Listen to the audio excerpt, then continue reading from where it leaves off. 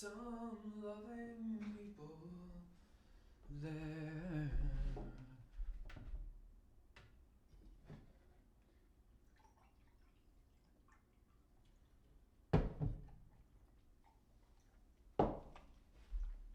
You're going to find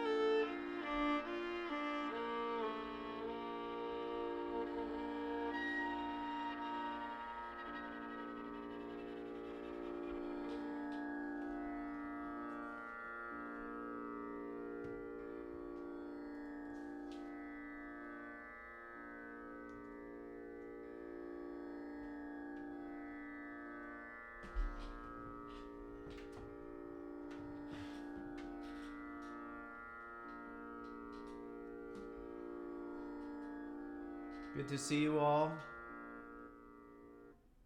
Turning off the drone machine. Some of you have been curious about this. It's called the Ragini. I ordered it from India. It's a funny little thing. Anyway, let me adjust a few things and then we'll get started. Okay, well, hey everyone. Thank you for being here. It's really good to see all these people popping up on the chat, and I'm really glad to have the chance to do this again. Where's everybody from? Some of you have said, but if you're being shy, I think it's a good idea. Some of you already started to say where you're from, and it's something we take for granted, like we're all here together, and we take all this technology for granted, but we're all spread out around the world. I know it sounds kind of obvious, but it just kind of strikes me as amazing. There's somebody from Wyoming, somebody from Wales, somebody from,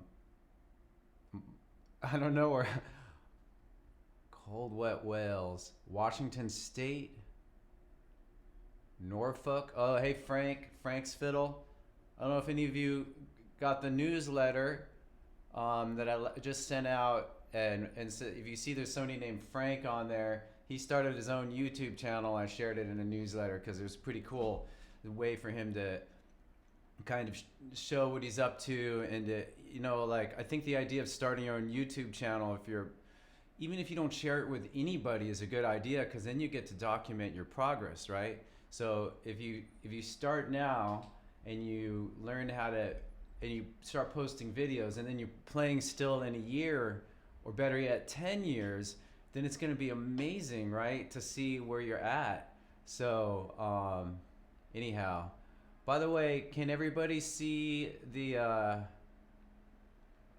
let me know if you can see the video now. I'm not sure you can.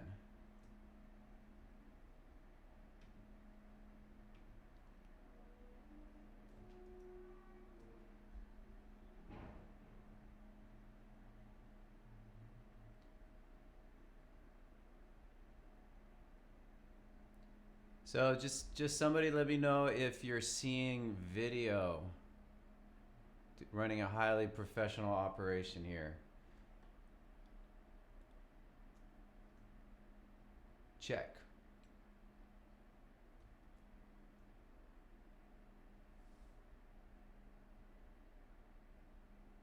Okay, cool. Glad to see you. Sorry about that.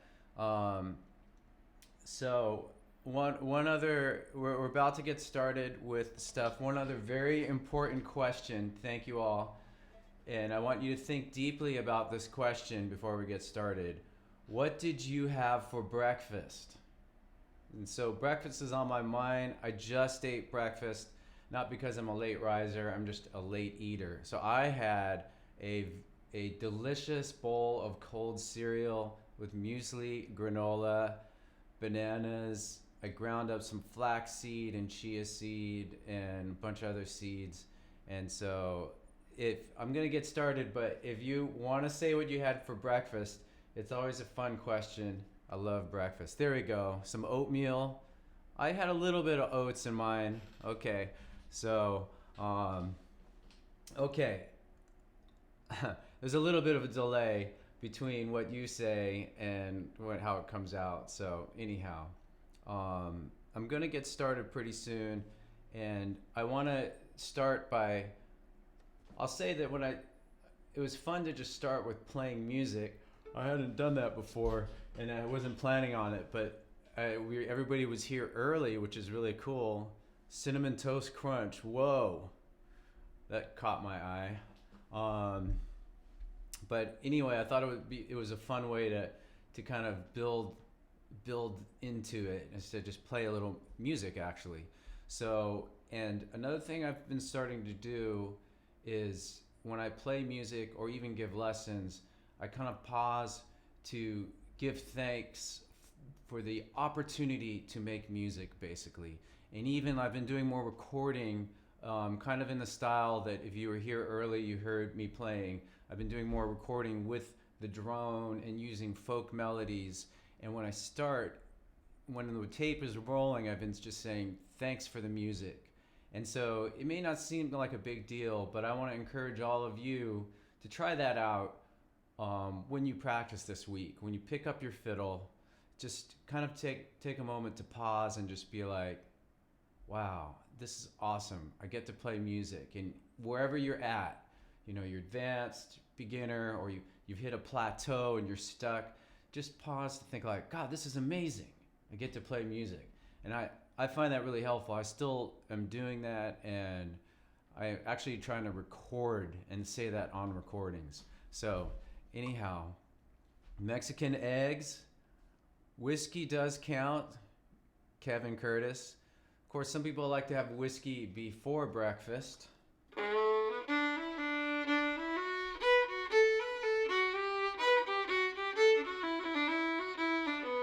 But enough about sports. Let's get started.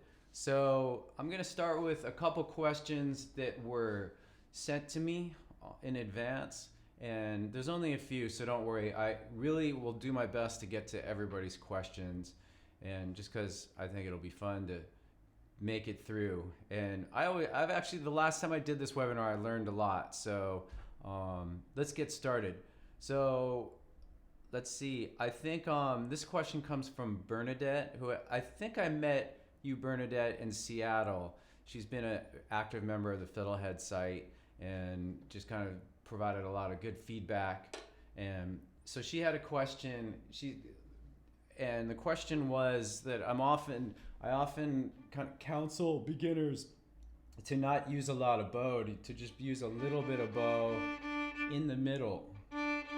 And so her question was, she had seen some other videos where people were using the lower third, the upper third, and whole bows. And that she actually did that too and found it helpful.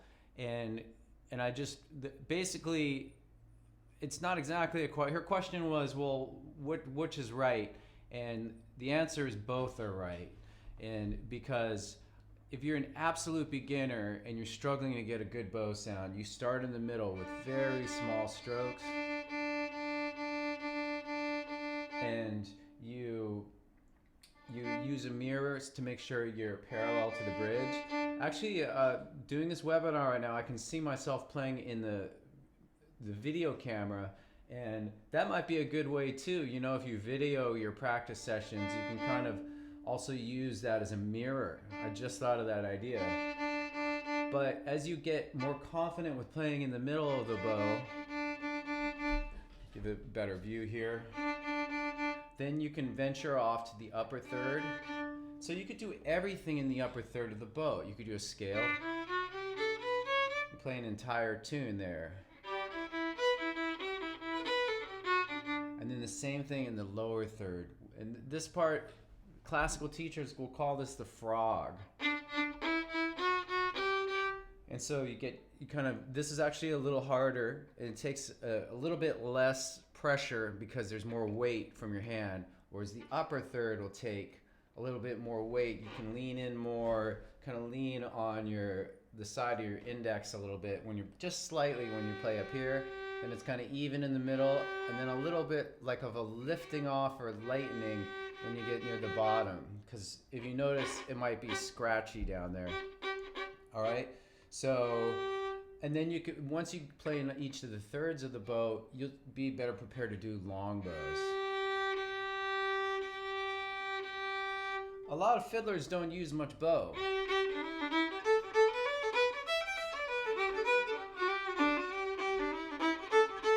You know, that wasn't a lot of bow, but having a really good long bow sound will help your overall sound. And that's a point that Bernadette discovered when she was playing and she tried this out, and it's very true. So again, the take-home message, the easiest place to bow if you're struggling, you're beginner, is in the middle, short bow strokes, but then you can venture off by practicing things in thirds and then the whole of the bow. So I'm going to move to another question that somebody had, which was a related question about bowing. Their question was, how can I keep my bow from wandering? So I guess that they're doing something like this. And the immediate answer is just to say what I already said about using some sort of mirror.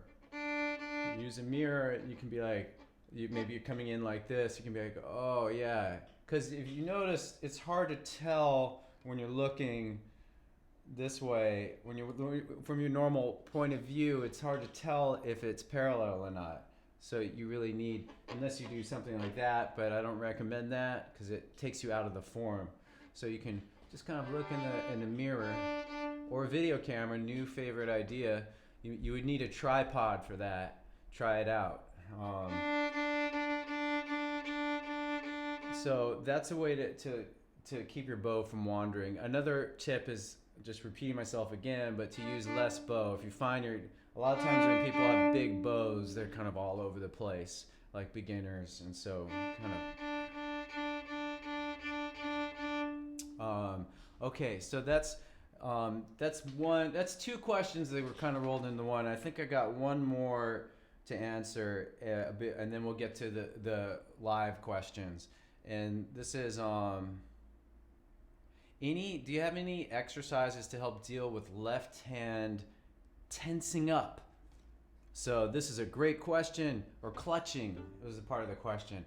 And a lot of students just kind of have this like death grip. And you'll notice if you have the death grip, you'll notice that the tips of it'll be hard to see on video, but the tips of your fingers turn white. So the way to, there's actually some practices you can do to release the death grip. And it's kind of a unique thing that I try to teach people is sort of awareness of your body when you're playing. And there's some very simple things you can do to bring more awareness to your body and breath. And so the first is simply to start, if you notice you're doing the death grip, pause. Take a breath. And then without even using your bow, silently finger a little bit. Maybe just one finger. Practice lifting it a little bit, not too much, and practice just gently touching it. All right? Then do the same thing with the second finger, gently touching it, and then third. And so this is relatively easy because you have your full attention on this, on just that relaxed touch. By the way, I've only recently realized how little pressure is needed, especially with the bow. A little bit more is needed with plucking. But the less pressure you use, the more fluid and fast your playing can eventually be. So it's a matter of slowly developing this kind of very relaxed hand. So you can do that without even playing. And then once you've done that a little bit, we're going to ramp up to doing like a tune. So we'll start with just bowing, open, one. Very simple exercise, right? Open, one. But putting my full attention on just a soft touch with the first. And you may find you get tense even with that. And if you notice that, then pull back, take a breath, start over. But if you're okay with that, then the next level would be to do other fingerings, 1 to 2. Are both those fingers relaxed still? 2 to 3. And so maybe you'll start to see that what we're doing is like if you've gotten all this to be relaxed, then you do like half a scale.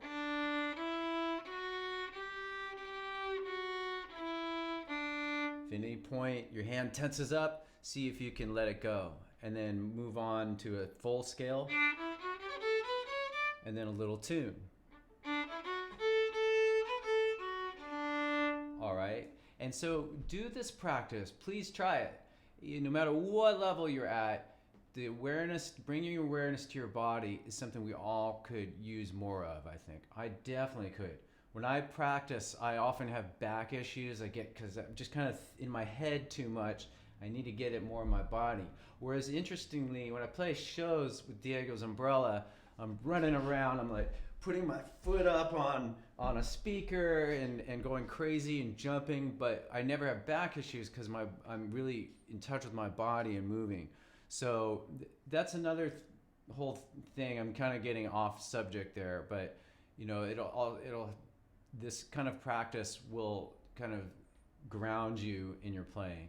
So anyway, I hope that helps for the anti-death grip strategy. I feel like there's something else that I could recommend, but I think that's a good start. And oh yeah, here's the last thing I want to say about that. Do this in short bursts throughout your practice sessions. You practice 20 minutes, then do it for like a minute at the beginning, and then go and do a scale and a tune and something hard, and then when you get to a certain point with maybe, oh, I'm struggling with this part of the tune or whatever, then take a pause, set down your bow, and just gently, it's like taking a nice little relaxing break. Focus on this light fingering, little lift of the fingers, and then wrap back into that hard thing. Do bow 2 notes, do the whole process again. And do this throughout the practice session. So this works great for physical things or for some new technique you're learning. Say you're learning vibrato, practice it a little bit and then do something else. Let it go. Let your brain process it, then come back to it. Okay? So that's more practice strategy for learning difficult things. Okay, so cool. So I'm going to scroll. I'm going to now just open the floor to questions that people have, and I'm going to so you can fire away at will. I'm going to look, see if anything is here yet. Okay, so here's a follow-up to that. Tom asked, will height of strings affect amount of pressure needed? Yes, it will. If you have really high action, action meaning that the strings are high up from the fingerboard, it'll be a little harder to press. So if that's the case, you can have your bridge altered. I do not know how to do it. I would take it to a violin store, but I don't think that I have any special alterations on my fiddles. They generally have come in feeling right, but is there a recommended height you can suggest the nut at the bottom of the fingerboard for each string? And to be honest, Tom, I don't have an answer to that. I don't know what the recommended height is. I would, if you're noticing that it's very difficult to play, I would maybe take it to a violin store and have them look at it. I don't think that kind of thing costs too much, and they could fix it up for you, okay? I think some old-time fiddlers might decrease the action either by the nut or reshaping the bridge a little bit so that it becomes a little easier to play, all right? I know I have like an electric violin. I don't have it with me, but the action is really low and it's more like buttery and kind of easy to play. So I hope that answers your question, Tom. Feel free to follow up if you're still unsure about something. Okay, so Abe Miller. Hey, Abe. Are there tips for picking up tunes on the fly at jams, even just well enough to participate? I'm struggling to step into the level of sitting in at jams. So big question. First off, Abe, I recently, hold on, I need to do something here. Setting it to pop out chat so I don't see the video, it's getting distracting. Okay, thanks everybody. So I recently made a post on, and this was a question from the last office hours about how to play at jams and so forth. And it's a big question that I think will require like multiple answers. But the first answer I gave last time involved chords and learning simple chords. So I'm gonna probably just post a link to that article, Abe, but I'm gonna add some other ideas for you. But basically you can learn some simple chords that will allow you to just play along. Don't be afraid to ask somebody, what key is it in? If something is in G, you could almost just play, if it's a fiddle tune and it doesn't switch keys or do anything weird, you could almost just play a droning G chord the whole time. Simplest chord you can do is an open string chord. Open G and D would be G chord. So check it out. I'm gonna sing a melody like Arkansas Traveler.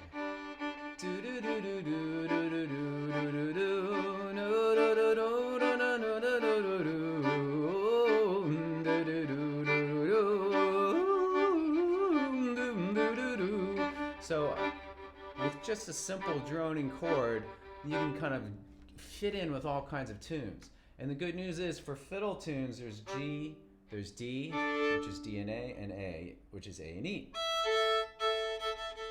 Add a hoedown or a tucka rhythm.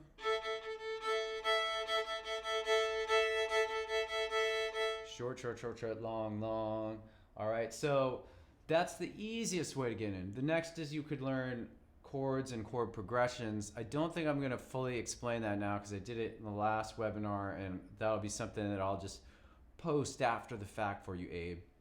The other thing you can do is do your best to learn about what the tunes the group tends to play in advance. So if you know somebody who goes a lot, simply ask them, what are some common tunes that this group does? And go and listen to those and try to learn them. There's as much preparation as you can do in advance that will help you a lot. So I remember like when I started getting into fiddling, moving away from my other styles, I went to a place in Berkeley, California called the Starry Plough. They had a set of about 50 Irish tunes that they played for an Irish dance. And I just learned them all. It took a little bit of time, but I just learned them all. And, you may have to sit out. Sitting out is okay. It's better than making it worse. So I would just play as well as I could. I would do like chords very softly if I didn't know the song, or I would just listen. Sometimes it's just better to listen. Here's another strategy that's new that I haven't talked about for picking up tunes. This is cool. So a thing I did a lot when I've just remembered this, when I started at the Starry Plough, was I would just say, I'm going to get one little piece. So like, say Swallowtail Jig is playing or some tune, what I would do is just try to get the first few notes. So like, so that's the tune. So I would just do something like, so like, say I'm singing what the song is, and the fiddle part is me trying to play along with it. And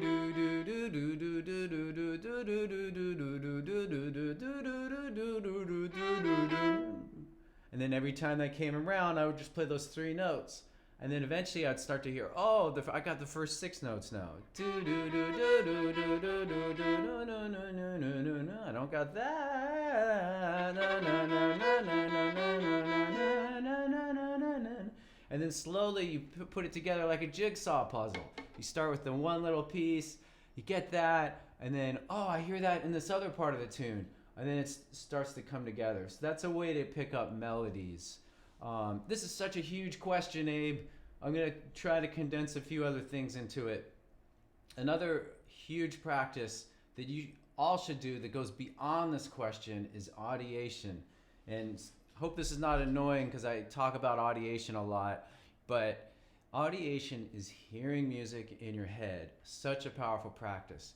And basically, the more you practice this, the more you'll be able to hear something and take a snapshot of it in your mind and remember it and play in tune and eventually help you improvise. This is audiation. And it's a simple way to practice. I'm creating some tools on FiddleHed for this, like play-along tracks, but you can do it on your own. All you need to do is play something on the fiddle. So let's take another tune.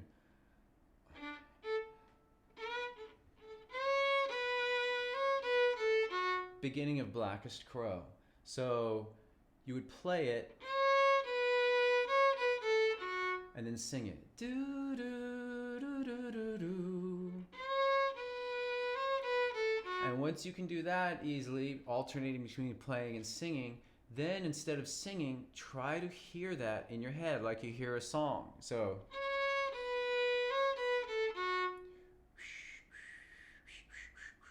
all right? So this is like a practice that will, in the long run, make it much easier for you at jams because it will increase your comprehension of music and what's happening, right? You'll be able to hear more what's happening with people. So the last thing I'll say on this question, and I feel like it deserves like 4 blog posts, but is to know your scales well. So if a tune is in G or E minor, you can warm up with that scale. Say it's in E Dorian. Warm up quietly. You don't want to annoy people, whatever. And then when the tune starts, you're kind of already synced up in a way to it. and you've already no, a better analogy is you're like a sprinter. You've placed your feet in the blocks and your hands are chalked and you're ready to go. Whereas if you don't do that scale, it's just like you just walked up to the starting line, hey, what am I doing here? So I think that's a huge thing. And and say another thing I say all the time, like the more you do scales, the better you'll not only play, but I feel like you'll enjoy it more. And the trick is to make them fun. All right, the scales, don't listen to people when they say scales are boring. Scales can be the funnest thing you do. I know funnest isn't a word in the dictionary, but it's the word I'm using now. Okay, so anyway, thanks for the question, Abe. If I think of anything else for this question or the other good questions you guys are asking, then I'm going to go back and listen to all this. And make a kind of a summary and index these questions. And I'll add, if you notice from the last office hours, I'll add extra ideas and notes for these questions, okay? So I'm now going to scroll back up and look for an earlier question. Okay, give me just a minute. There we go.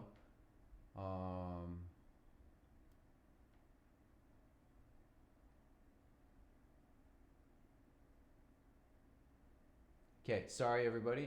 Where should the fiddle fit on the shoulder? Phil Hankins, where should the fiddle fit on the shoulder? I'm confused. Good question. I like this. A lot of times I get so caught up in these practice things and fiddleosophy questions that I forget about some of the more basics. So it should go, well, it depends, Phil. Like some old time players you may have noticed play totally off the shoulder. I might do that a little bit, but not 100% of the time. I might be, and it's kind of like you hear it different or it feels different. But in general, I encourage beginners to do a more kind of standard classical hold.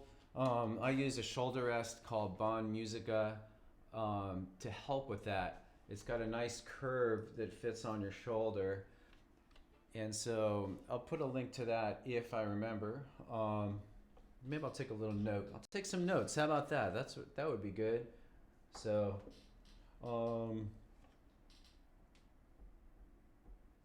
cool. But basically, you want to be able to fit it.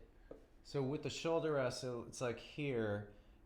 So it's kind of fitting like this. So pretend like this is my fiddle. My fist is the fiddle.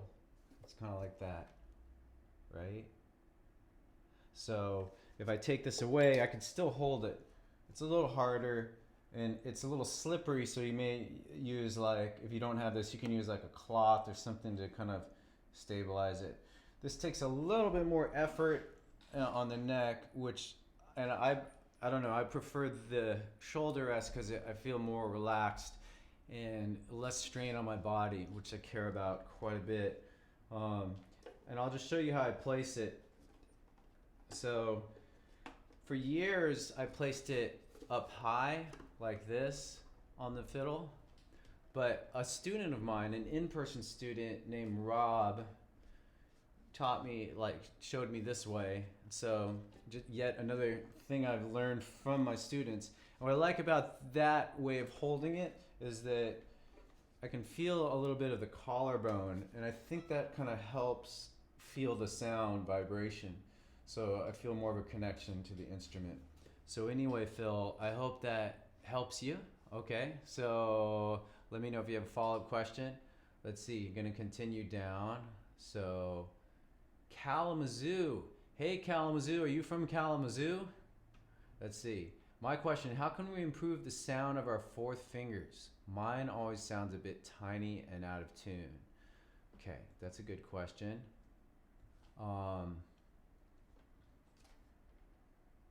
This is going to be such a standard music teacher answer, but what I'm going to say is simply practice it.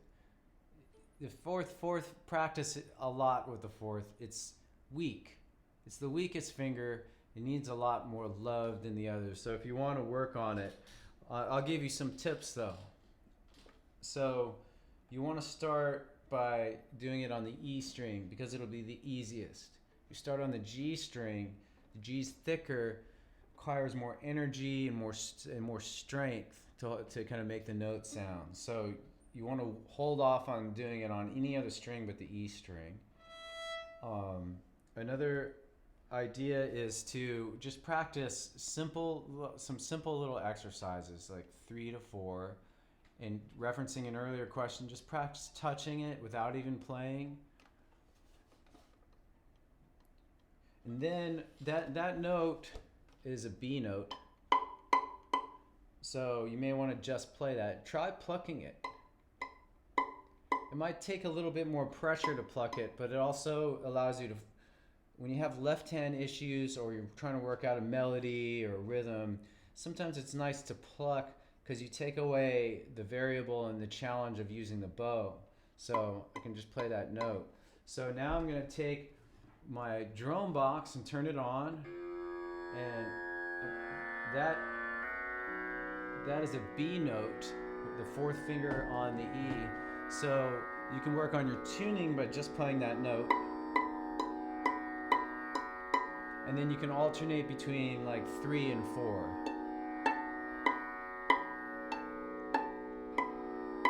And then if you start to get comfortable with that, you can try it with the bow.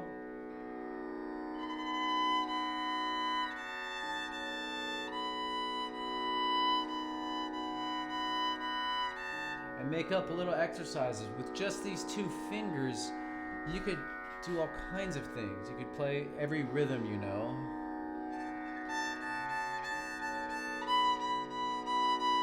Triplets, maybe swing. Triplets plus swing.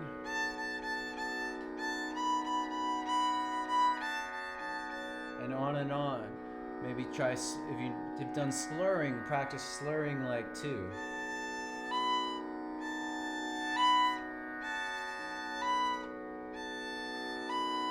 All right, you just want to strengthen that. And then to reference an earlier question, which was how do I play with less tension, less of a death grip?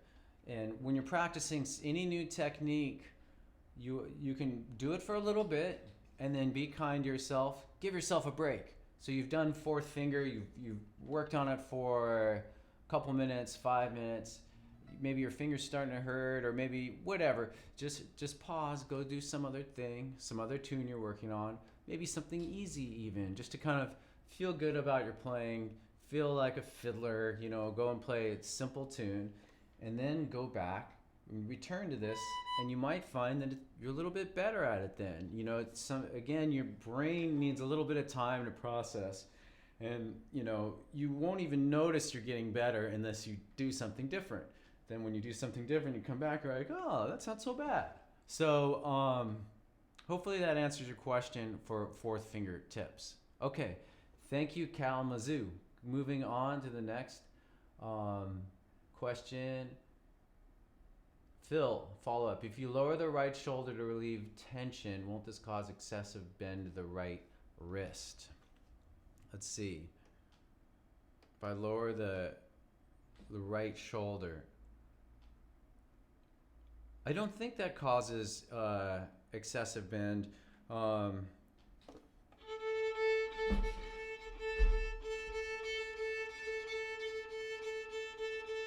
There's a little bit of bend. Some fiddlers really bend their wrist a lot, and so I don't think that's necessarily bad, Phil, but that is a good point to bring up. You don't want to be hunching your shoulder. A lot of people will do that without knowing. You want your shoulder to be really relaxed. You want your fingers to be very curved and natural. This is hard. I think this is one of the hardest things, getting the bow hold right.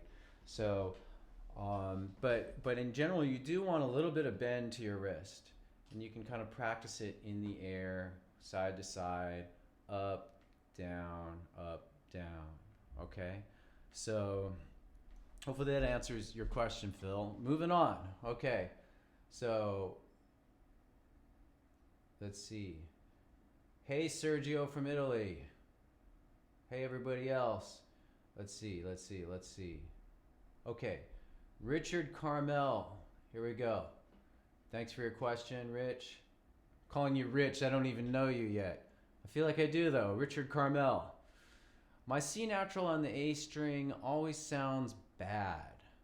No matter how straight my bow is or how much or little pressure, it always has a weird sort of harmonic thing happening to it. Any thoughts? Feel like a doctor all of a sudden, trying to diagnose your C natural on the A string. Dr. Fiddle. Let's see. Well, I don't know what that is. A question would be, is that the only note it happens with? You may want to try plucking it, seeing if you can work something out with that. You may want to also try to see if it's the frequency. Try playing C on the G string, which is G3. If you notice some weird sound there, then it might be something weird that's resonating in your fiddle. I'm not sure. But sometimes certain notes on certain fiddles get kind of weird sounding, or certain frequencies. So you may want to try playing that, Richard, the C down there and the C up here. Maybe try doing first finger, and if that's fine, try going first to low second.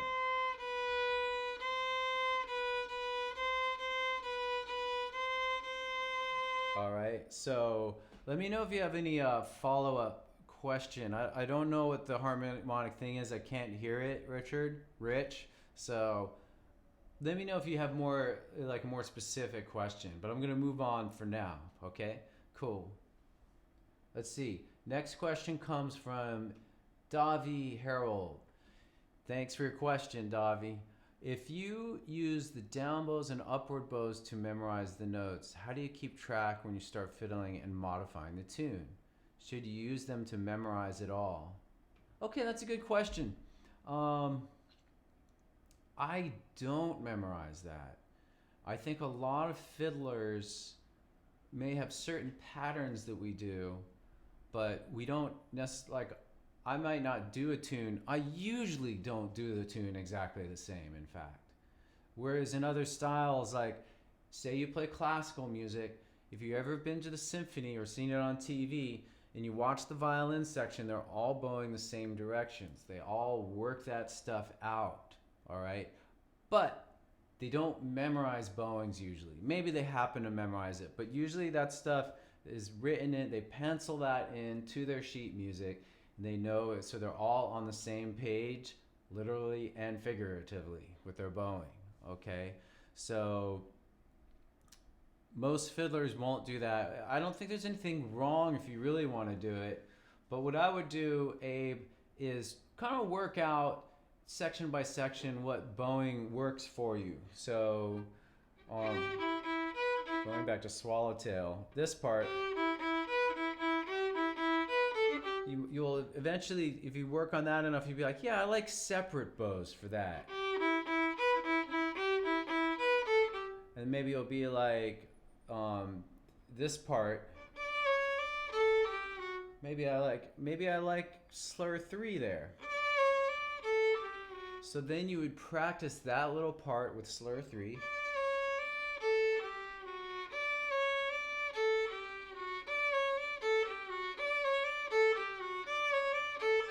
And then when you go to put it together, you'll kind of instinctively do it that way. Or you'll maybe consciously do it. You'll be like, okay, separate bows for this.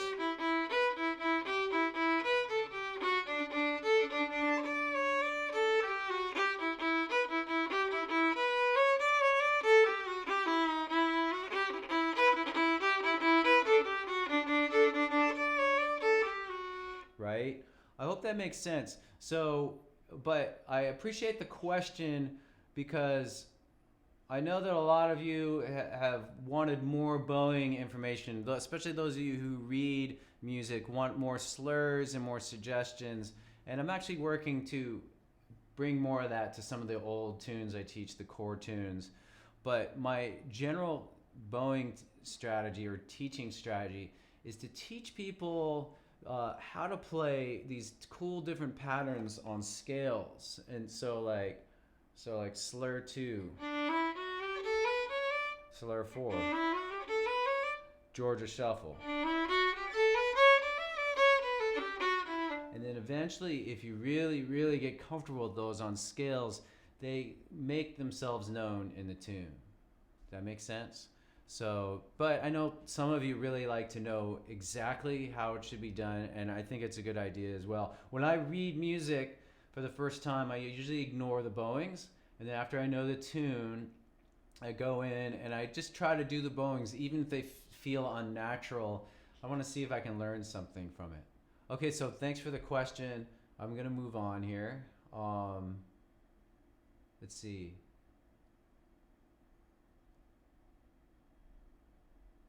Thanks, Abe, for the kind words. Thank you all for the kind words, by the way, in this and in all the messages I get. Okay, so let's see. A little skip. My Bond musical won't stretch to go so low on the fiddle. Did you drill an extra hole? Asks Felicity. I did not alter this thing. But to get it to go lower, I could explain that real quick. There's you just would turn this, the feet. If you want it to go lower, you would turn this to the right, or you could make it higher by, turning it to the left. All right. So if I turn it to the left, it goes up. If I turn it to the right, it goes down. So, but there's no extra hole. Okay. I think that answers that question, Felicity. Let me know. Give that a try right now if you have your fiddle out. Okay, I'm going to move on to the next one. Let's see.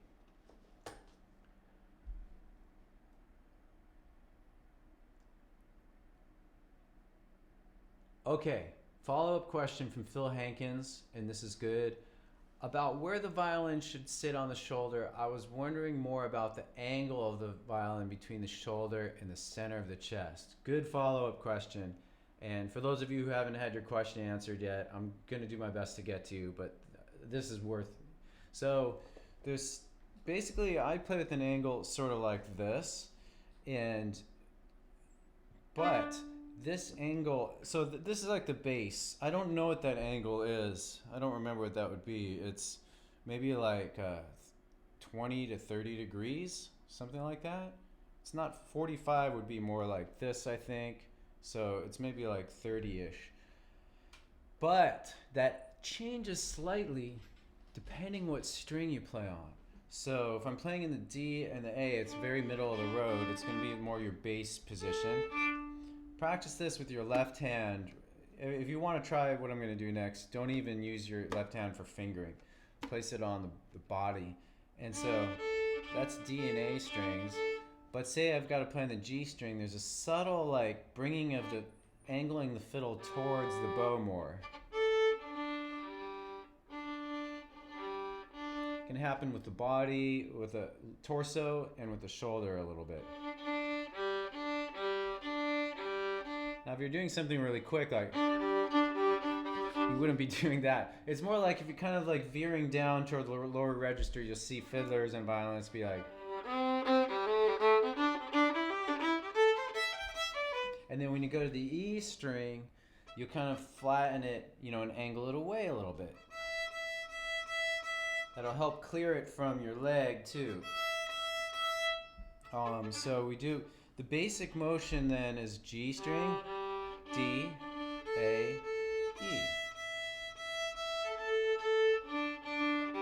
That's a great little exercise to kind of play on your own with what will work for you. Kind of play on the G, D.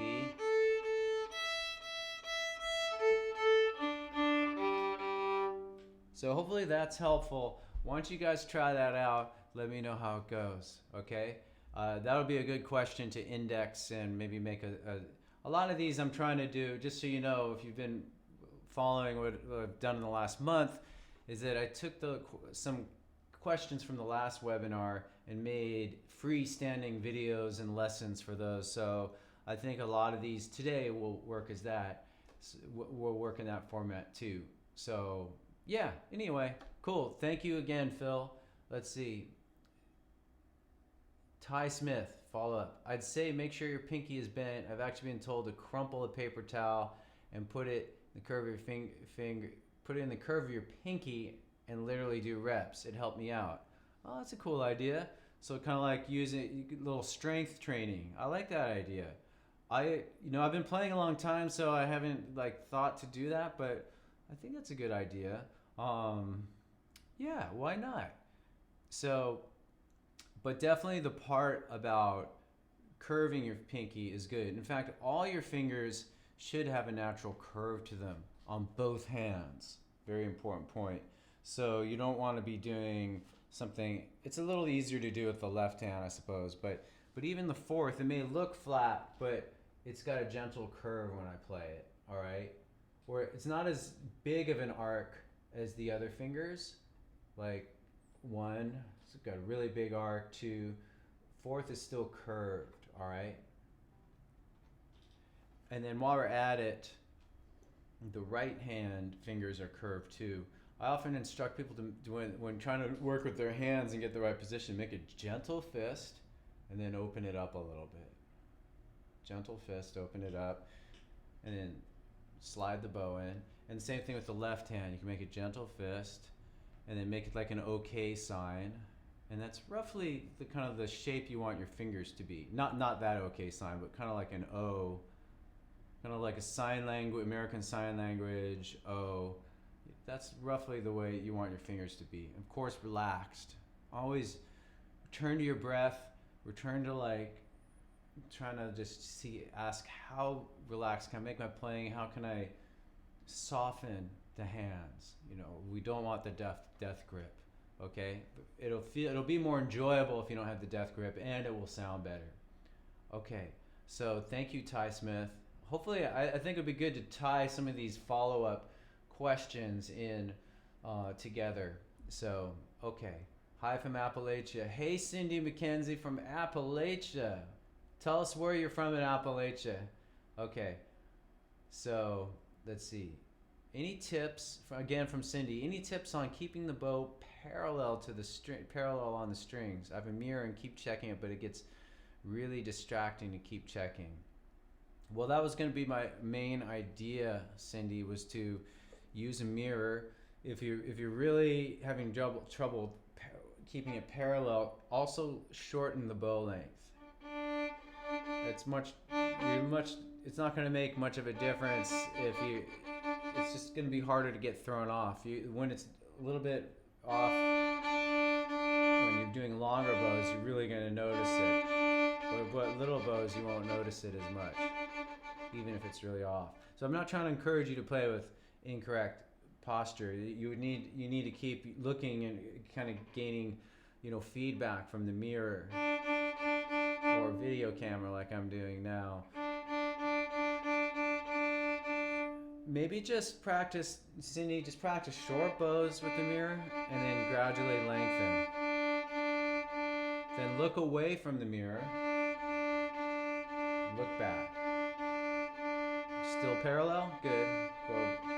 Start to learn the way parallel bowing looks from this perspective. So I've got it somewhat parallel. Okay, good. Looking in my mirror. That's what it looks like. Checking it. Try that out, Cindy. And let me know if that does not make sense or if it does. But try that idea out for making the bow parallel to the bridge.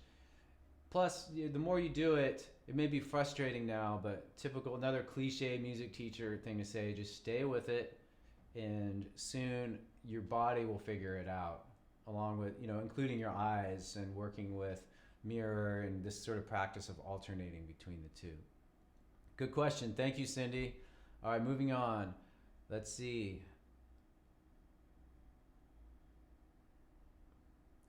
Frank suggests videoing yourself and watching it back. Thanks for that, Frank.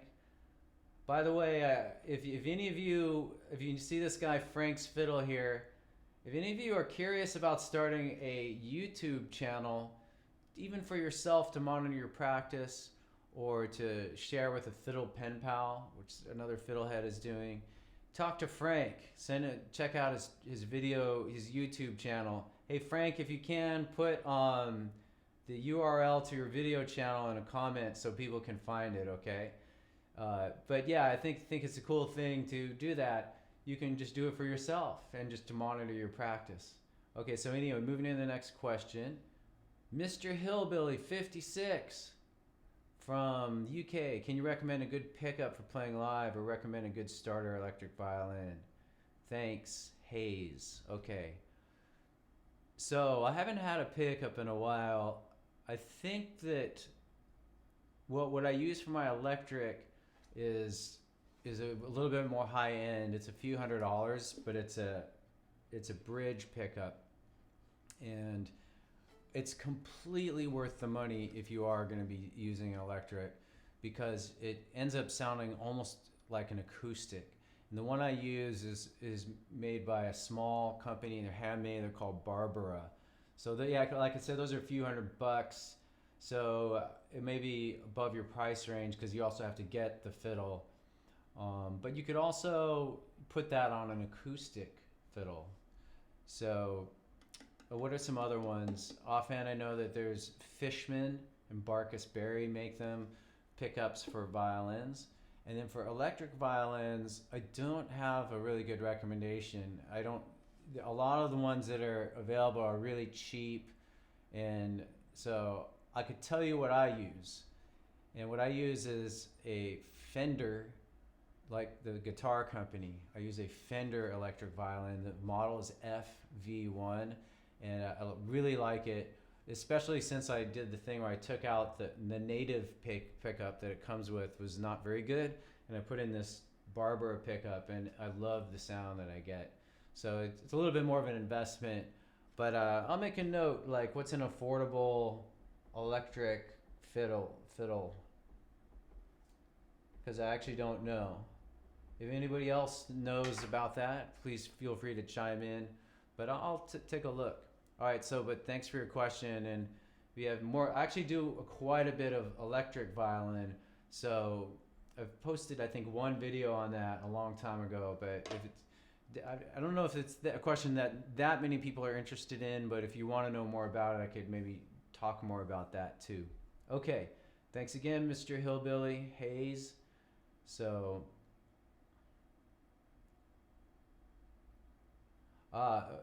one Moku, C natural, a wolf note on his fiddle. Yeah, maybe that's it.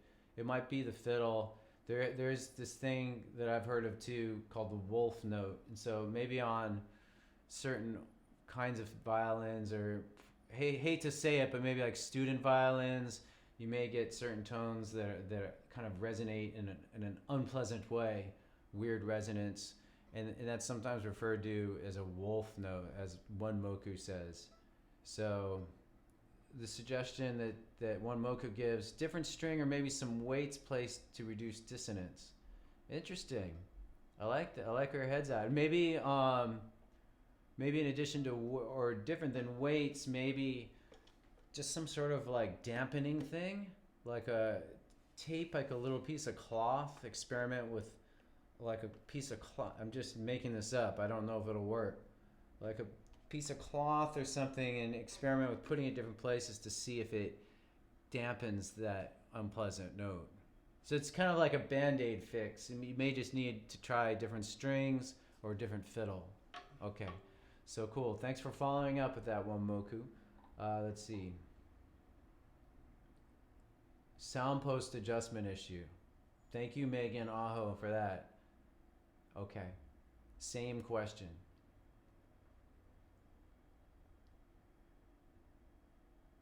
Looking for new questions now. Let's see. Okay, Frank's fiddle. Does the quality of the bow have anything to do with the tone? Whoop, lost it. Yes, it does, Frank. And believe it or not, I only have learned this in the last few years, that a bow adds a lot to the sound. A lot of and people who are experts on bows, like the place where I take mine and where I've bought bows and where they rehair it for me, they actually have machines that run sound waves through these. They call it pinging the bow to find out, it's how they value the bows, like how well sound moves through it. So it does have a lot to do with it. It can affect the resonance. It's a bit of a subtle thing, but it depends. Let's see. I have a cheaper bow that came with a fiddle. Is it worth it for a beginner? It just depends how much, what you can afford, Frank. Whether it probably, if you can get a decent sound now and you're good with your sound, then just hang with that for a little while, okay? But yes, a better bow and fiddle will help, okay? Maybe, I think like a good, if you are going to eventually invest in a bow, then maybe $150 to $200 would be your minimum you would spend, and you can get a decent bow with that. The standard wood for bows is Pernambuco. It's a certain kind of wood from Brazil. And so anyhow, hopefully that answers your question, Frank, about the bow, like having a cheaper bow or not. Yeah, if it's a super cheap bow, it's going to affect the sound and it's going to be less pleasant. So, okay, thanks for your question. Let's see, moving on.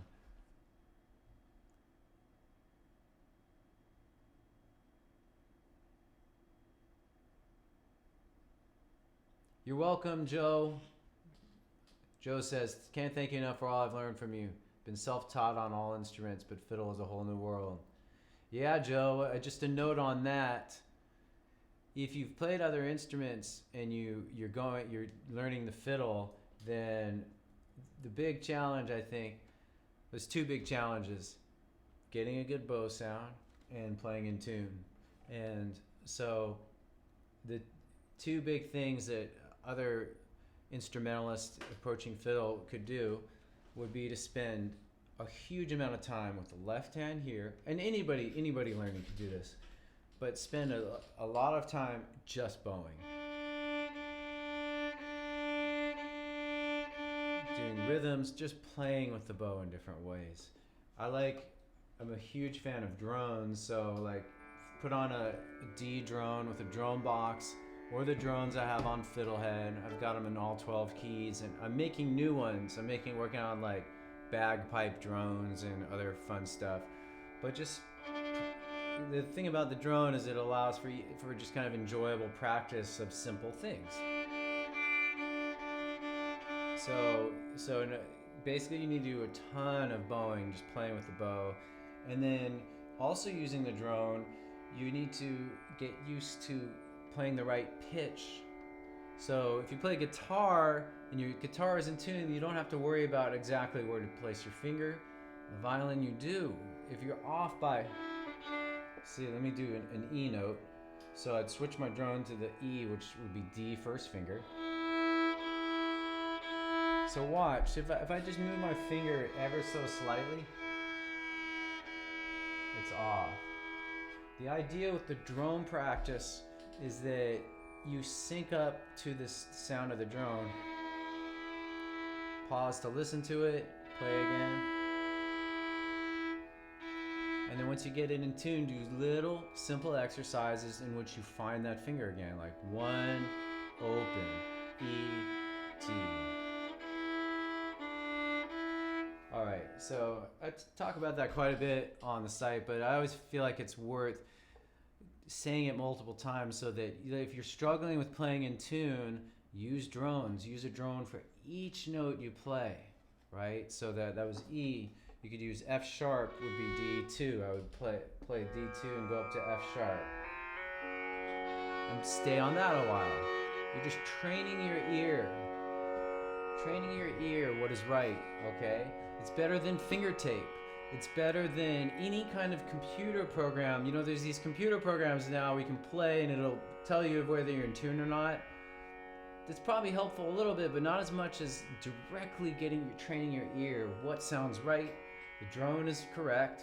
Then you're syncing to it and you notice when you're off. No. So, you didn't actually ask a question, Joe. You just said that you played other instruments, but I turned it into a question. And like, what or the question would be, if I turn Joe's comment to a question, would be, as somebody who plays other instruments, what are the most important things for me to learn about fiddling? And those would be the two big techniques, because a lot of the other things you may have, skills you may already have, like how to practice wisely with focus, and all the other things that you've done that have made you able to learn other instruments like you say you have. Okay, cool. Thanks again, Joe. Let's see, moving on. Kevin Dulia. Bowing double stops. Why do I end up pressing so hard with the bow to keep string volume equal? Okay. Well, I would ask you the same thing. Why are you pressing so hard? You don't have to. Okay? The answer to your question, Kevin, is in the question. You don't need to press hard. You need to actively practice not pressing hard for double stops. So the first step would be to see if you can play. So I'll give you like the little practice path for doing double stops. You would start, let's say you're doing D and A strings. Start by getting a nice even sound with D string. Take a breath, focus on your breath while you play. Just an easy feel. Think like it's casual. I'm just kind of hanging out playing fiddle. And then do the same thing with A. Okay. Then alternate. Notice my angle shift. All the while just focusing on a gentle, casual, relaxed feel on that. And then the big leap, Kevin, is we're going to take this, instead of going all the way to the A, we're going to do an intermediate angle until we hit, gradually do that until we hit A. Isn't that cool? Do it again. So we're starting on D, and you have that nice, even, comfortable feel, and then just little bows, slowly angle towards the A. So nice. But so it's important for you to do that practice and to remember that it's a very common thing for people learning double stops. They think, what happens is your brain takes over, and it's incorrect. Your brain thinks 2 strings, twice as much power. No, you need the same amount, just the same amount of feel. There may be some subtle power shift, but overall, it should not feel any different. It should not feel like more effort or energy is spent, okay? Hope that answers your question. That's a good one, common one that a lot of people have. Cindy, okay, Blacksburg, Virginia.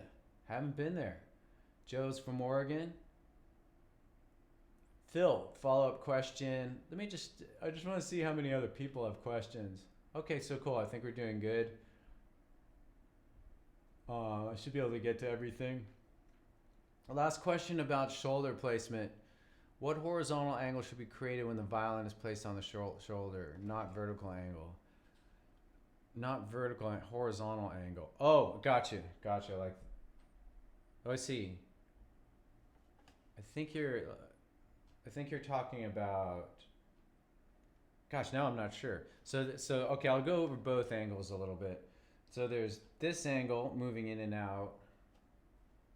So kind of alternating this angle. That's what this practice does. Then the other question, the other angle you could do is like how much further down you go. So if I sit back, like how much down versus up.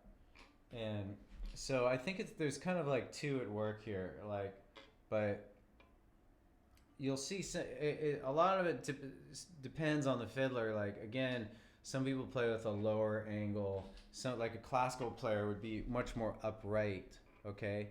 And then, so there's these 2 angles. Fiddle players tend to be lower, and I think maybe because they're also singing and they might be playing chords, and they're just kind of hanging back and relaxing, and they're more social, and they got one leg crossed and they're playing. So, gosh, but I feel like I might have missed your question, but I think that those are the 2 angles we're talking about here. So you can ask another question if I didn't answer. Thank you, though. Okay, Felicity, following up on the Bond musical question, my Bond musical won't fit further down my fiddle. I notice you have a gap between the sponge bits on the back where mine fits tightly. I'm not sure. I would need to see it. I'm sorry. Maybe we could follow up with a photo or something. I apologize, but you may just have to tinker with it and make sure you have the right size too, Felicity. Maybe you have like check to see if you have a 3/4 size. Maybe you got the wrong size or something. I don't know if there's a way.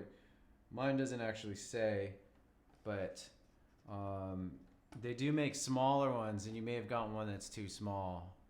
So I also know that with these, there's a little bit of room for bend. Like I don't want to do it too much, but well, maybe not. Yeah. Oh no, wait, there is a way to, yeah. So you could. I'm not going to do it right now, but you could unscrew this to, and that might help too to make it wider. I think that's what you're asking about. So, hopefully that answers your question. So you would I'm missing one of the screws, but you could unscrew this, make it wider or less narrow. So, okay, cool. Thanks, Felicity. Margaret, thanks for the tip. She likes the realist pickup for acoustic violin. Sweet. Cindy Heineman. Hello, Cindy from Wisconsin. Wondering why does my bowling sound like sandpaper? Well, at least your bowling doesn't sound like sandpaper. Then I would be worried. Other people play my violin but don't sound like that. What am I doing?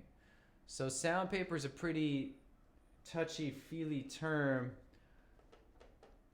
There could be all kinds of things. You're just basically asking how can I have a better bow sound, and I would touch on some things we've already mentioned, but one is start with really small, gentle bows, okay? Return to your breath. Maybe experiment with a little bit of tilt with the bow. So instead of completely flat, try to tilt it away a little bit. Also, how long have you been playing? I mean, if you've been playing a couple weeks, you have to cut yourself some slack. It's going to take a while for your body to learn this, or at least practice. It'll take, depending on how much you practice. If you practice 4 hours a day, you might get there sooner.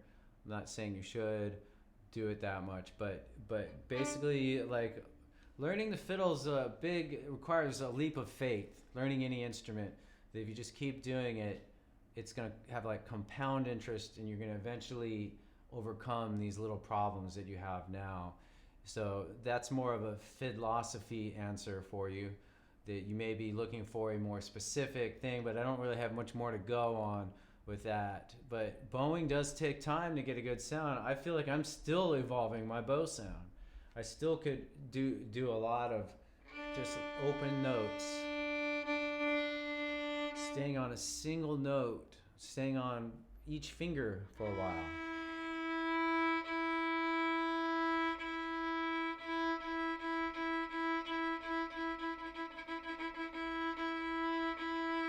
Just very fundamental stuff. You can keep your brain interested by being like, okay, now I'm going to play a tune. Then you go to play your tune and like, oh, it still sounds like sandpaper. Then return to see if you can get a little bit better of a sound on an open string or a single note. And that's a thing to keep in mind too. The bar of where you set your expectations. Like, we want to always try to improve the sound, but maybe just a little bit every day. Maybe 5 to 10% better. You might not even notice it's getting better, but it is. So, but it is nice when you kind of play a little bit and you notice if you play one thing enough, you practice looping on it. So I'm, the beginning of, I don't know, Carrie Polka. It might sound bad at first. Then after you practice the individual notes a little bit, like just one, A1, and open D and D1.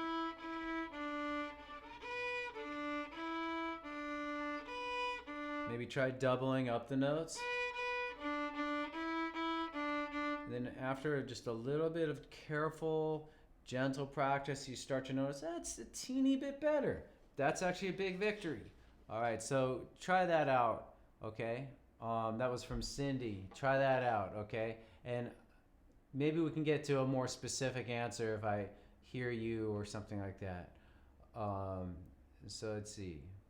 Ty Smith, in order to keep my bow parallel, I took 2 pieces of paper or 2 straws and gently put them into my F holes so they stand straight up. They work like training wheels. I like that idea.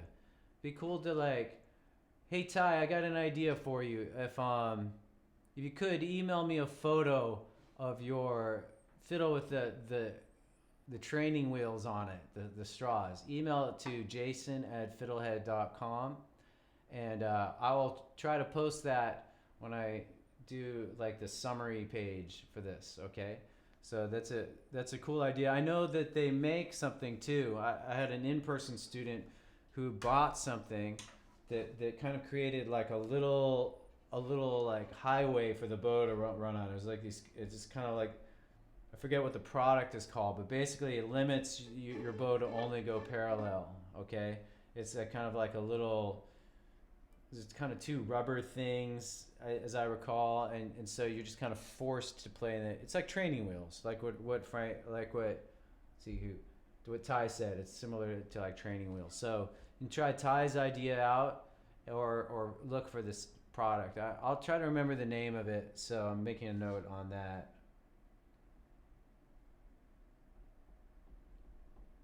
Okay, cool. Let's see. Christian Edwards, play Rye Whiskey, please. What is the starting note? I actually don't know that tune offhand, Christian, but I'll make a note of it. I'll try to... Well, let's see. I think I have it in a book. What is the starting note? Dang, I don't have the book handy. Let's see, if I can do this in less than 20 seconds, Christian, by looking it up online, I will. I'm going against my better judgment by getting involved with looking at an internet browser in the middle of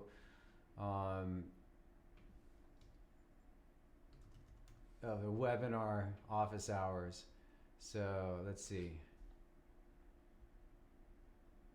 See, there's an Irish version. It looks like there's an Irish version. Okay, let's try this out. I don't know what I'm doing. I'm just reading music online.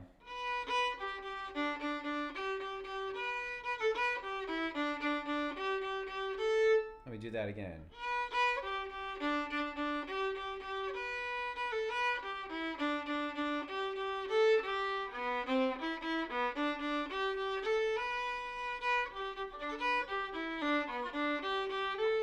Sounds like that, right?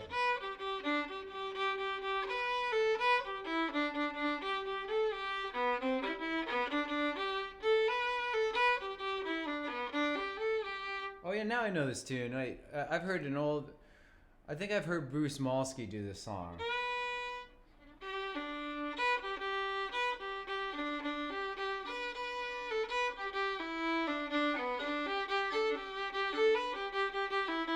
So to answer your question, this version is in G major, and it starts on A1.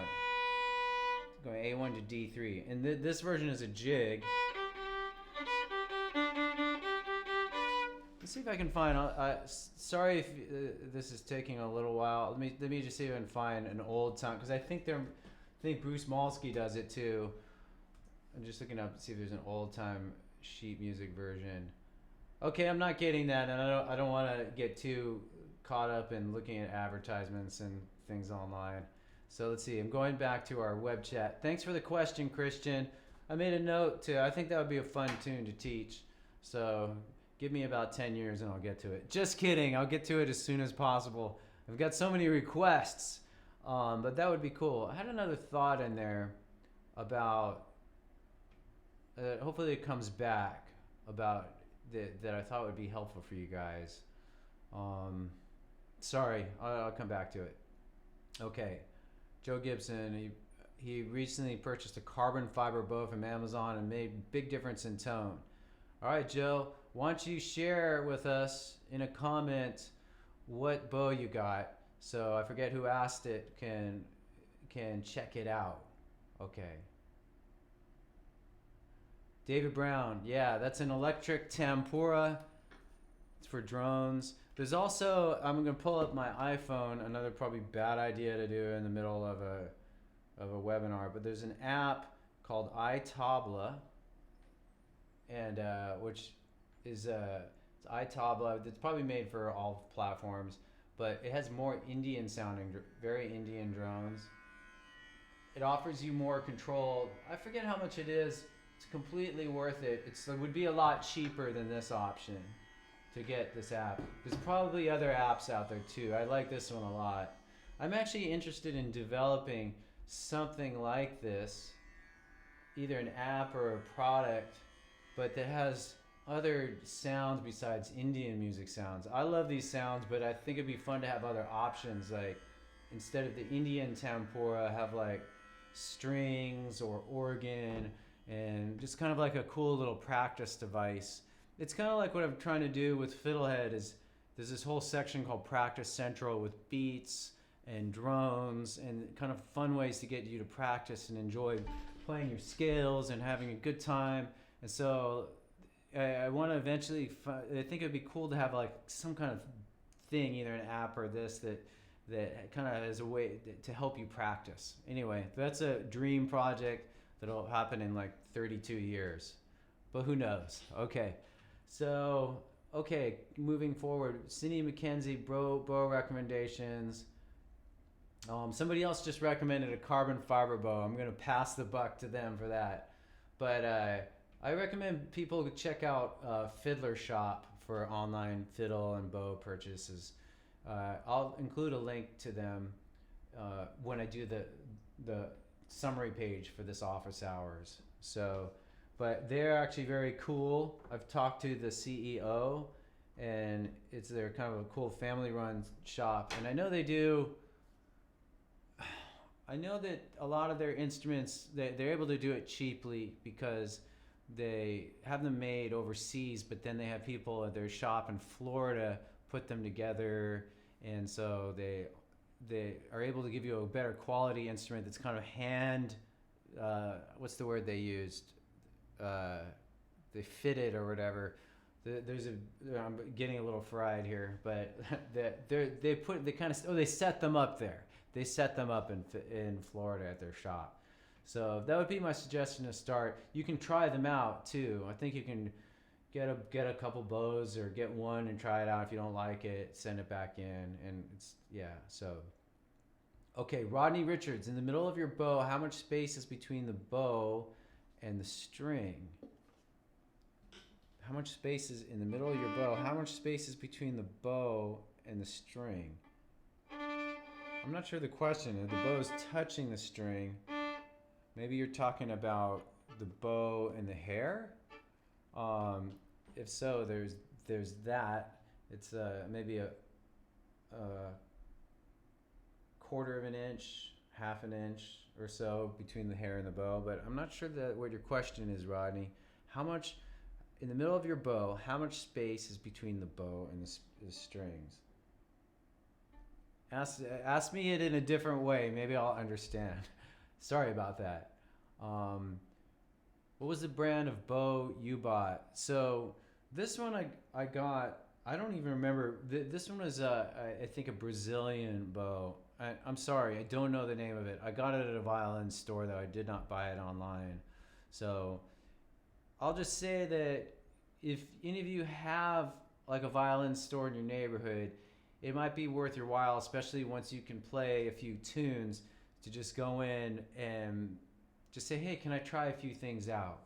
And often they'll set you up in a room with, if you're looking at bows, a couple different bows, looking at fiddles, a couple different fiddles. There's an amazing store in San Francisco that caters a little bit more to classical, but I've gone in there and bought stuff before from them and just gotten to try things out. And some stores will even let you take things home if you give them a credit card or whatever. So, okay, I'm gonna move on though. Let's see, Deborah Bach. Any tips for improvising along with songs on guitar and piano? Huge question, Deborah. Thank you for that.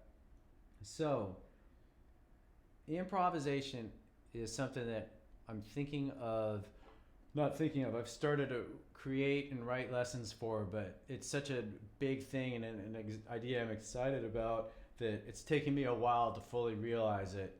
But enough about me. Let's get into I'll try to answer your question. So the short answer would be to prepare for improv. You can just start by learning some scales well, and then going back to drones, you could just start playing and learning to practice improvisation on your own with drones. And so I'm just gonna throw out some ideas, but it's stuff I've been thinking about. The easiest scale to learn, so I'm gonna turn on the drone, I'm gonna set it to D major. Hopefully that's a good volume. And we're gonna do a D pentatonic scale. So D open, 1, 2, open A, 1. Listen to it. If you haven't played this scale before, it's a magical scale for practice and improvisation. If you start to play it a lot, melodies they'll invent themselves. Tunes will write themselves, and ideas will just come. So my biggest tip for you, Deborah, and for anybody interested in improvising, and again, I've been thinking about this and I'm developing stuff for it to come soon. It keeps, things always take longer than you think. I've been thinking about this and talking about this for a couple years, and it still hadn't, but I'll starting right now. I'll give you the first really cool teaching. Take a tune, any tune that's in D. So let's go back to Oh Susanna. Play the whole tune through, and then when you're done, just start messing around with D pentatonic scale.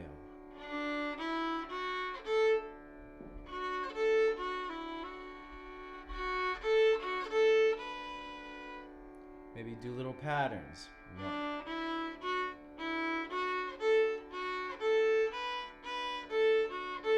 So what you were doing here is we're developing the ability to play and just the playing to be comfortable, improvising to be just sort of a thing you do. So you just start doing it. And then, so the way this little game works is that you play around with the scale and then you return to the tune. And then you play the tune again, and then when you're done, if you want to improvise again, you do the same thing. Go back to the scale, maybe set a different rule this time. Maybe this time you use hoedown the whole time.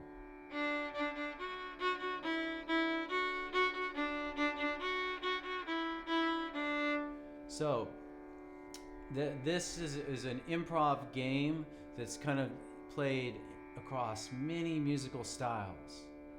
Think about it. Bluegrass. You have the opening melody, sometimes called the head. In jazz, it's called the head. They play that. Everybody takes a solo, and then they return to the tune. It's always tune, improv, tune. It's a powerful way to practice improvisation, and you all can do it. You just need, and you can have an accompanist, your drones, or the fiddle, drone box, or the one on FiddleHed, got all 12 keys, and you just alternate. And you know what? You don't even have to come up with any brilliant idea. Just play the tune, and then maybe just play the scale.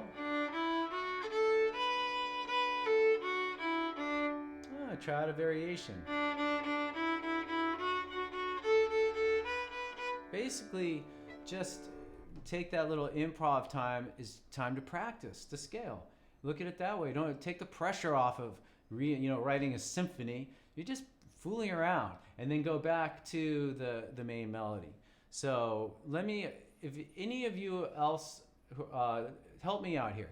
If any of you are interested in improvisation, please say, yes, I'm interested in improvisation, because it'll help me to decide how much of my energy to put into this and how soon to push it out. Something that I want to teach, but sometimes when I want to show something to people, it doesn't really, they don't really, not really into it. So let me know if it's something you all are interested in. But I'll close this question by saying that my goal is to teach improvisation in a very different way that's friendly and that gets you involved, even a beginner to see the playing, how to play music, and how improv can be used for that. Okay, thanks, Deborah. Thanks for your question. Let's see. Tom, the headphones and mini amp that come with it are garbage, but the fiddle sounds great. Okay, thanks. I'm going to look for any other questions. Rita Suominen. Drone practice has become my absolute favorite. Thanks. Greetings from Finland. Finland! Check this out. We got Finland. We got Italy. We have, somebody from Virginia. I think that was Cindy. I know Frank's fiddle is in England somewhere. This is crazy. I mean, we take it for granted, but the whole world is here right now. It's awesome. All right. Something in Finnish that I don't understand. Lots of improv. Okay, cool. Thank you all for your feedback. Let's see. Oh, Rodney. Yes, between the bow and the bow hair, how tight it should be. Yeah, okay, that's what I thought you were asking. So, sorry, I'll speak more clearly. Rodney's earlier question is, how tight should the bow hair be? It probably depends on the style of music. I have mine a little bit looser. The thing you don't want is you don't want your bow to look like an archery bow. So if I tighten it really tight, it starts to bend the wrong way. It's already making me a little nervous. You want the curvature to be in towards the hair. And then at that point, there's probably there's probably not like this absolute perfect tightness that you have to have. There's probably a bit of play, but you'll know that it's not tight enough if this happens. You're playing and the hair is actually touching the wood when you play. Then it's too loose. Okay, so I suspect that that's what you were asking, Rodney. Thanks for your patience and persistence. Says Cynthia brought a Fiddlerman bow. She loves it. Okay, cool. That's good to hear. Those Fiddlerman bows are good because I'm glad that you like it, Cynthia, because they're affordable too. Okay, so let's see.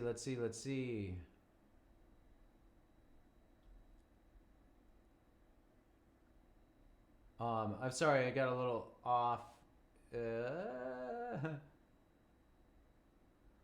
Diane G, as an older fiddler, can you suggest a good warm-up practice? I don't think I have anything particular, Diane, to being an older fiddler. I kind of look at everybody's learning, and I don't see why there would be something specific to you. But I think I'll say two things. One is that you can play this instrument no matter what age you are, and sometimes people have a fear or an obstacle in their mind that I'm too old to play, and that's just kind of like a very unhelpful, negative thing that we receive from the culture around us. Anybody can learn to play no matter what age, as long as you don't have any kind of physical handicap. The most important thing is that you want to do it enough to do it every day.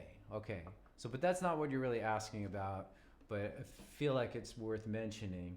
So a good warm-up practice, I'll roughly talk about that, but basically start with just getting a good sound,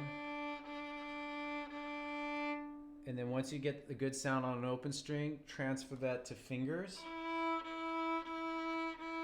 Use drones to make it more enjoyable, and then work your way towards a simple scale. I like something called a slow scale, which is staying on each note. So let's say take D major, staying on each note a long time, maybe 16 times. 1, 2, 3, 4, 5, 6, 7. And D1.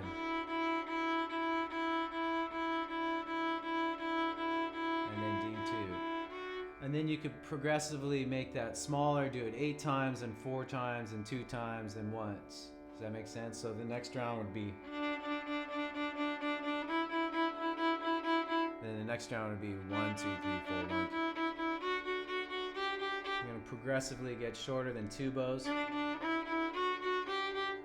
Other rhythms, hoedown. So basically warm up with scales. And then another thing I think is fun, and I kind of got this idea from a student named Fiona, which was to play some easy tunes. So like one of your big tune that one of the first things you learn that you kind of feel confident with, to build your confidence. And as Fiona said, makes her feel like a fiddler. So she would play just like some simple little tune.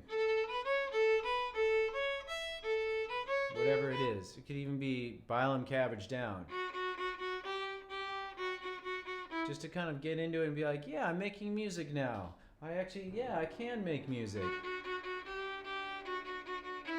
And all the while, you are literally warming up your hand. You will feel your hand get a nice fuzzy glow. So those are some tips, like spend some time focusing on just bow, spend some time tuning and finding the fingerings, spend some time just playing a melody. Okay, moving on. Thank you for the question, Diane. Cindy, one more question on metronome. Is it okay to just use your tracks to practice? Many thanks for your patience. Of course, you can use I've got metronome tracks. I have them at a few different common BPMs for students. I think they start at like 60 or 70 BPMs and go up to like 100. And so you can use those, and you can probably do a majority of practice with that. A lot of people really get into using the metronome. And the beauty about a metronome is that you get more, you have more control over the tempos and eventually I'd like to create something like I was saying earlier that is like combines all the drones with beats and in a way that allows you to kind of easily find the thing you need to practice. But so you can use the play along tracks I have. They're in a part of the site called Beat Central. And if you look under, I think, Practice Central, you'll find Beat Central. And then, and if you use a metronome, there's a whole bunch of ways you can use a metronome that I would like to explore through some lessons. So stay tuned for that. Unless you want to hear more about that now. But anyhow, I'm going to move on. I want to make sure I get to everybody. Phil, I'm going to move on, Phil. Sorry. I'll try to come back to you.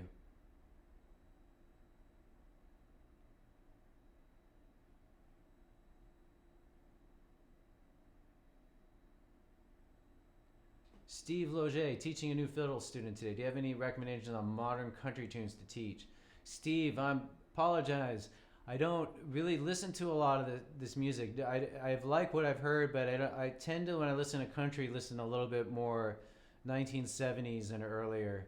I think for me, the country music I like is like the late 60s and 70s, like that crew, like Merle Haggard and Willie Nelson. And then like going way further back to like Hank Williams sort of era and earlier and Carter family.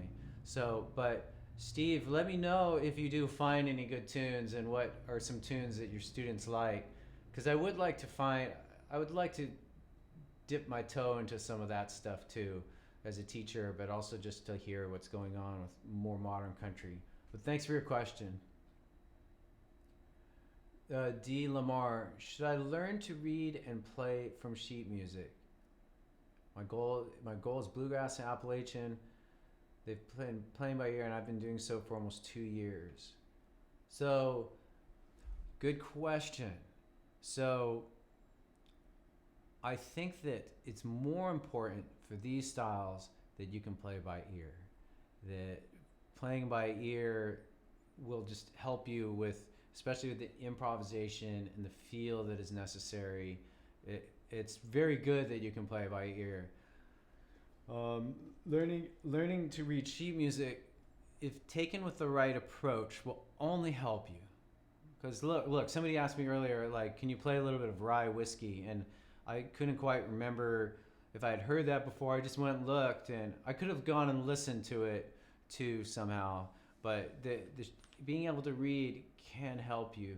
And I've been working on ideas to help you with that. And I'm actually in the next few months releasing some lessons on note reading. I mentioned that in the previous office hours, but I'll give you a little hint of what's coming with that.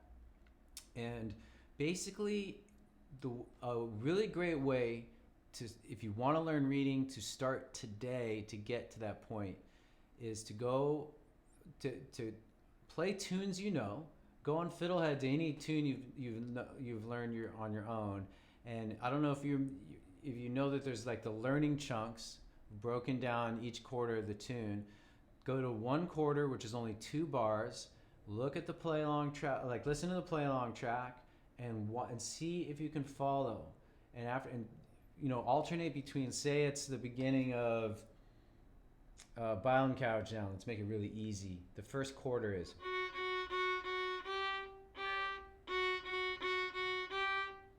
And then you would then just read it, look at it, then play it.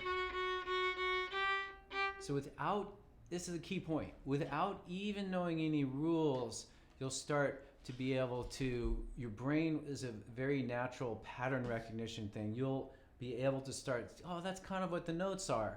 And so this is a great step for learning to read, is to start to just look at those little 2-bar fragments.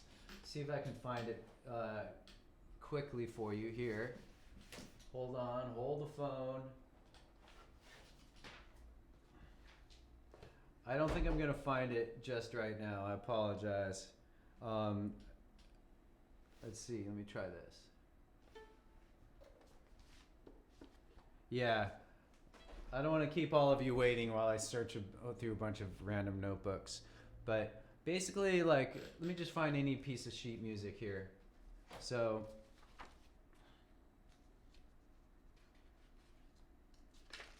sorry if you're not interested in sheet music and you want me to get to your question. So, I'm just gonna sing it. So, say we have like this tune. I don't know if it's visible. It's called Chief O'Neill's Favorite. So you could look at the first bar, and say that we're just looping on this bar, and you could hear it and you could see it. You'd be do do do do do do do do do do do do do do. After a while, your brain, if you just keep going, keep listening to this one little piece and watching it, and then alternating between playing that little piece and watching it, you're gonna start to get how to do sheet music. That's kind of like the main point of my little reading sheet music mini course, is to get you to not be so anxious about the rules. It's good to know some rules, but for fiddling, we don't need to know the full gamut of everything there is to know about theory and reading. We can just do we can learn a little bit of rules later, but start by just intuitively seeing how it works by using pattern recognition. So if you have more questions on that, answers are coming soon. So thanks for your patience. Okay. Just scanning for more questions. Okay, Rita asks about a weird thing for klezmer. Would love to get some more lessons on that. That's not so weird. I just took a workshop in klezmer music, and I'll just say that it's something I really enjoyed and I want to do more of. I have a few tunes on FiddleHed, like Have Nagila, Berdikivir Kosid, Kosiv Wedding Dance, I think a couple others, and there'll be more on the way. What I want to do is maybe partner with a klezmer teacher, this woman who gave this workshop, and do a little like joint lesson on klezmer ornamentation. But I would say start with learning some of the tunes and listening to the music. Okay, I would show it to you now, but I feel like I'm still learning it. But there's kind of a weeping thing I learned. Like,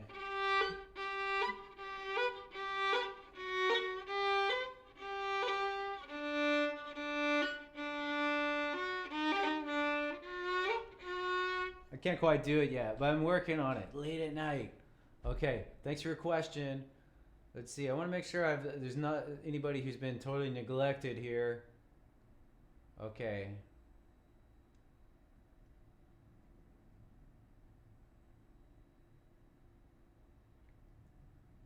Let's see.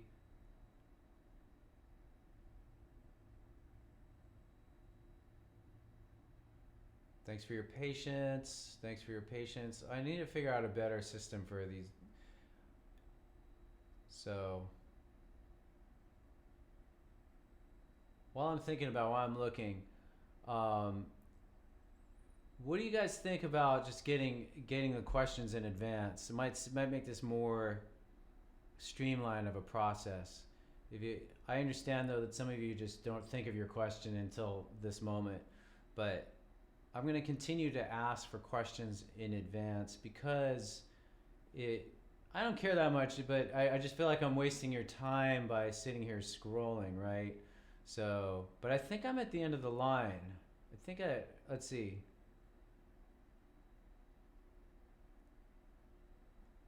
I think that's about it. And plus it's almost 2 hours. So I think that I'm going to close out and just give a big thanks to you all, even if you're not still here and you were here earlier and you're watching it on a replay, or even if you're watching the replay, I want to say to you all, thanks for giving me something good to do with my life. And I hope that this music that you do is something good that you can do in your life too. And, we'll continue the conversation next month.